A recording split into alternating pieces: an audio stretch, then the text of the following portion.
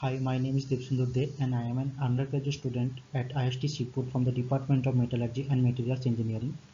Today my presentation is about prediction and analysis of mechanical properties of low carbon steels using machine learning.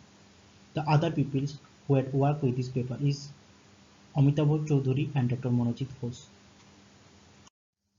This presentation will contain these six topics: abstract followed by introduction, aim of research, methodology, results and discussion, and conclusion.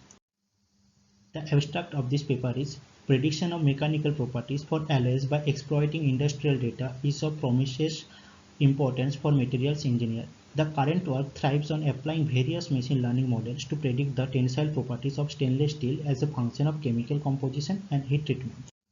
Introduction. The chemistry of steel and the process parameter during steel production are the considerable importance in controlling the steel microstructure and consequently the mechanical properties. Establishing the relationship between the process parameter and mechanical properties has been the topic of the attention before the scientific community. The importance of using the machine learning in this work actually is we can predict the mechanical properties sitting at anywhere using the algorithm, not going to the laboratory. This is the basic importance of this work. The aim of this research is machine learning based algorithm approach is conducted for rolled steel of different grades to predict the mechanical properties such as ultimate tensile strength. The computational approach will lead to less manual labor and time without utilizing its energy for production, which is economically efficient.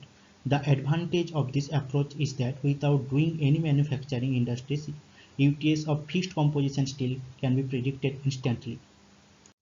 Methodology of multiple linear regression model is discussed here. Y hat equals to B naught plus B1 xi1 plus B2 xi2 plus dot dot plus Bn xin plus E. This is the equation used in linear regression model. Here y hat is the dependent variable, that is the ultimate tensile strength, and E is known as prediction error or residuals. B naught is the y-intercept and B naught and Bn is the slope of the line where n can be 1, 2, 3.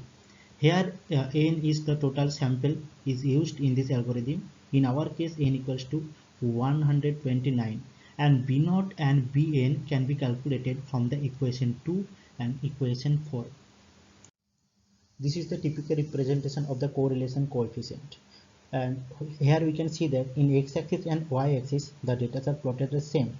So the data which is plotted in x-axis and y-axis can be fully correlated. So the diagonal values should be 1, and here it is so. Correlation coefficient can have three values such as -1, 0 and +1. -1 means negative, +1 means it is positively related, 0 means it is neutral. For example, when elongation increases, yield strength decreases. So this is the example of negative correlation coefficient.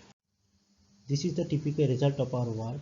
We have used support vector regression and linear regression, and we can see from here that the RMSE, root mean square error, is less in multiple regression, and R square value is more in this case. So the multiple regression can have the better result from the linear support vector regression.